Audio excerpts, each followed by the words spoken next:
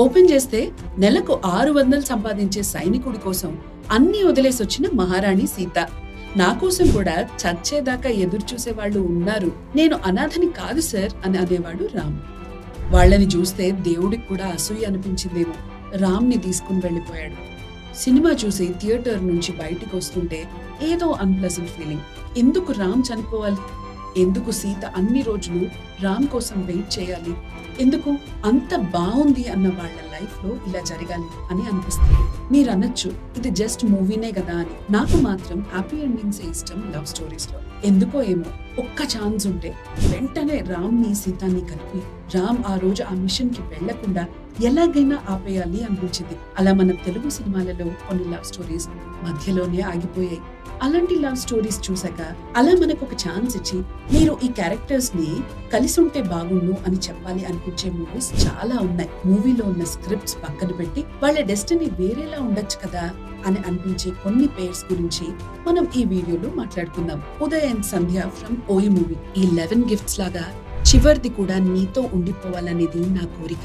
ఎందుకంటే నాకు అప్పుడే చావాలని లేదు ఉదయ్ అని సంధ్య అన్నప్పుడు అసలు సంధ్య ఎందుకు చనిపోవాలి? ఏదో ఒక మిరాకిల్ జరిగి సంధ్య హెల్త్ మంచిగా చేయొచ్చు కదా అనిపించింది. వాళ్ళ నేమ్స్ లాగా వాళ్ళ లైఫ్ స్టైల్స్ డిఫరెంట్. ఒకరికి డబ్బు అంటే లెక్కలేదు, ఇంకొకరికి డబ్బులు ఊరికేనే రావు అని మైండ్ సెట్.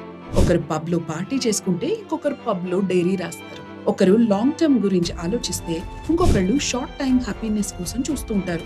ఇలా వాళ్ళు ఎంత డిఫరెంట్ గా ఉన్నా వాళ్ళు మాత్రం మేడ్ ఫర్ ఈచ్ అదరే అయ్యారు. మాకు కూడా నువ్వు లైఫ్ లాంగ్ ఉదయ్ తోనే ఉండిపోతే చూడాలనుంది సంధ్య. రామ్ సీత, సీతారామ మూవీ నుంచి రీసెంట్ టైమ్స్ లో వచ్చిన one of the best love story Sitaramam. ఏమయ్యా రామయ్య, అలా మా సీతని ఒక్కదాన్నే వదిలేసి వెళ్లిపోవచ్చా? 4 మాటలు పోగేసి ఉత్తరం రాసిస్తే కశ్మీర్ ని మంచుకు వదిలేసి వచ్చేస్తావా? కానీ మధ్యలోనే మీ ప్రేమకు ఫుల్ స్టాప్ పడితే ఎలా? అసలు ఆ పాప ఆ రోజు మంటల్లో ఉండకుండా ఉంటే ఇప్పటికి హ్యాపీగా మీకు ఒక పాప ఉండేది కదా. ఒక్క ఇన్సిడెంట్ వల్ల ఎంతో బ్యూటిఫుల్ లైఫ్ కి దేవుడు అడ్డుకట్ట వేసేస్తాడు. అసలు ఒక మహారాణి ఒక సైనికుడి కోసం వచ్చిందనేది ఒక పెద్ద విషయం. అంటే తను చనిపోయాక కూడా రామ్ వస్తాడని తన కోసం ఎదురు చూడటంలో ఉన్న ప్రేమ ఎంత గొప్పదో కదా. నా చిన్నప్పుడు వైదిస్ కొలావెరీ సాంగ్ విని ఏ మూవీ అంటే 3 అంట, తమిళ్ రీమేక్ అంట, లవ్ స్టోరీ ఎంత బాగుందో తెలుసా అని అన్నారు. ఎంత బాగుందో చూద్దామని స్టార్ట్ చేశాను. వెంటనే జనని ఏడుస్తూ ఉంది. తన ఫ్లాష్ బ్యాక్ స్టార్ట్ అయింది. స్కూల్లో మనందరికీ ఉన్న లవ్ స్టోరీస్ లో ఒక ఇన్నోసెన్స్ ఉంది. ఇంట్లో వాళ్ళకి తెలియకుండా డాబా మీద కబుర్లు, ఫోన్ కాల్స్ కోసం కష్టాలు, బైక్ మీద రైడ్లు, ఇలా మనకి కూడా మెల్లగా లవ్ చేయాలనిపించేలా చేశారు. కట్ చేస్తే వాళ్ళ పెళ్ళైంది. ఇంట్లో వాళ్ళు కూడా ఒప్పుకున్నారు. అంతా బాగుందనుకున్నప్పుడు రామ్ కి బైపోలార్ డిజార్డర్ ఉందని తెలిసింది. ఇంకంతే, ఎక్కడ జననిని తనే చంపేస్తాడో అన్న భయంతో సూసైడ్ చేసుకుంటాడు రామ్. ఇలా వాళ్ళ లవ్ స్టోరీ ఆగిపోయింది. మనకి ఎలా లవ్ చేసుకోవాలో చూపించిన వాళ్ళు అలా అయిపోతే ఏదోలా ఉంటుంది కదా. ఒక్కసారి రామ్ ఆగి తను ప్రాపర్ గా జననికి కమ్యూనికేట్ చేసుంటే బాగుండేదేమో. శ్యామ్ సింగర్ రాయ్, రోసీ. శ్యామ్ సింగర్ రాయ్ మూవీలో నుంచి మూవీ రిజల్ట్ ఎలా ఉన్నా వాళ్ళ పేరు మాత్రం బ్లాక్ బస్టర్ అని చెప్పాలి.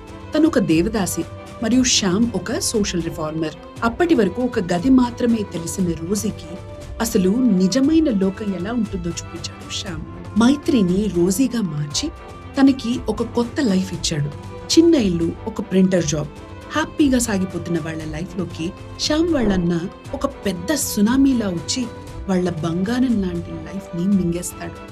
అసలు ఆ రోజు శ్యామ్ వాళ్ళ చిన్నన్నయ్య పక్కనే ఉంటే బాగుండేదేమో. అసలు శ్యామ్ ఆ రోజు వాళ్ళ ఊరికి వెళ్లకుండా ఉంటే బాగుండేదేమో.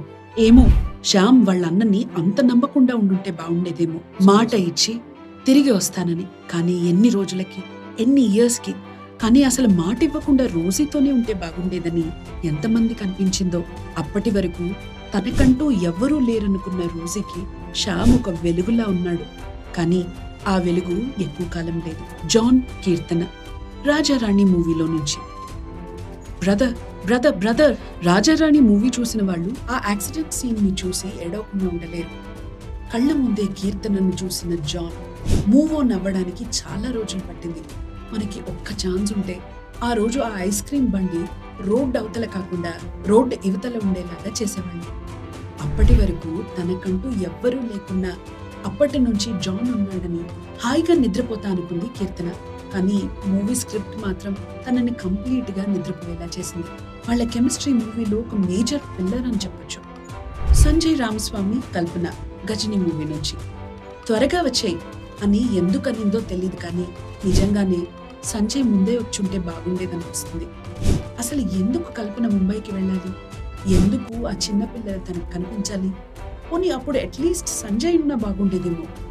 అందరికీ మంచి చేయాలనుకుంది, కానీ దేవుడు మాత్రం తన ప్రేమకి మంచి చేయలేదు. ఒక్క ఆ ఇన్సిడెంట్ లేకుండా ఉంటే బాగుండేదనిపిస్తుంది. విజయ్ కుమార్, మిత్ర పోలీసోడు మూవీ నుంచి. మిత్ర విజయ్ అస్సలు ఈ పేరు అయితే పెద్ద హిట్ అయిన పేరు. వాళ్ళ ఇంట్రొడక్షన్ సీన్ నుంచి ఎండింగ్ సీన్ వరకు ఐ ఫీస్ట్ అని చెప్పొచ్చు. పెళ్ళయిందా లేదా? అయితే ఓకే. ఈ డైలాగ్ కి సెపరేట్ ఫ్యాన్ బేసే ఉంది. ఒకే ఒక్క బుల్లెట్ తో అంతా అయిపోయింది. నన్ను ఎక్కడికి వదిలి వెళ్ళిపోవు కదా అనే మిత్ర వాయిస్ రన్ అవుతుంటే ఆ విలన్ ని మనమే చంపేయాలన్నంత కోపం వస్తుంది. అర్జున్ సారా జెర్సీ మూవీ నుంచి. నేనెక్కువ నాని ఎక్కువ అంటే నువ్వు నానిని ఎందుకు చూస్ చేసుకున్నావో తెలియదు, కానీ ఆ జెర్సీ వల్ల నాని అయితే హ్యాపీగా ఉన్నాడు. మరి సారా హ్యాపీగా ఉందా? నాని కోసం జెర్సీ ఇద్దామనుకున్నావు, కానీ సారా నీ కోసం అందరినీ వదిలేసి వచ్చిందని ఒక్కసారైనా ఆలోచించొచ్చు కదా బాబు. జెర్సీ అన్నది ఒక గొప్ప మూవీ, డౌట్ లేదు. కానీ ఆ అర్జున్ అండ్ సారా మాత్రం ఎక్కువ రోజులు కలిసి లేరు. బెస్ట్ పేర్ అయినా కూడా అర్జున్ హెల్త్ కండిషన్ వల్ల దూరం అవ్వాల్సి వచ్చింది. ఒకవేళ మూవీ ఎండింగ్ లో అర్జున్ బతుకుంటే బాగుండనిపిస్తుంది మూవీ చూసిన వాళ్ళకి. రాధాకృష్ణ, స్వాతి ఖడ్గం మూవీ నుంచి. ఖడ్గం మూవీలో వీళ్ళ పేరు అల్టిమేట్. వీళ్ళ ఇంట్రొడక్షనే ఒక సాంగ్ తో అవుతుంది.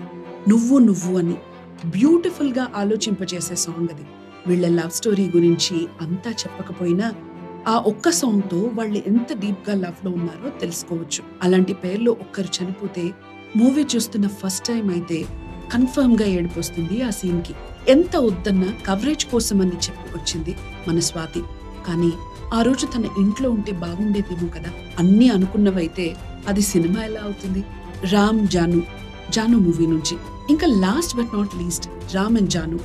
స్కూల్ డేస్ లో లవ్ స్టోరీస్ అన్ని సక్సెస్ అవ్వవు, కానీ సక్సెస్ అయితే ఎంత బాగుంటుందో కదా.